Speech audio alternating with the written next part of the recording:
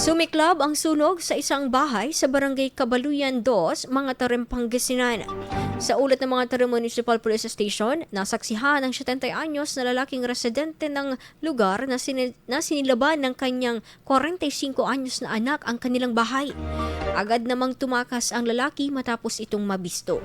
Tumagal ng abot 2 oras bago naapula ng Bureau of Fire Protection ang apoy. Wala namang naitalang nasugatan sa insidente habang nahuli naman agad.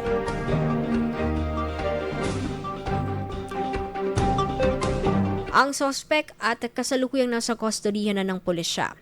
Tinatayang nasa 100,000 pesos na kabuang halaga ng pinsala.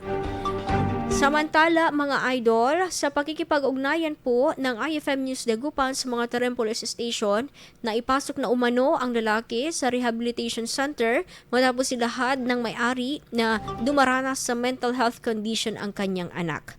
Patuloy pa rin ang investigasyon ukol sa pinagmulan ng apoy. IFM News. IFM News. IFM News.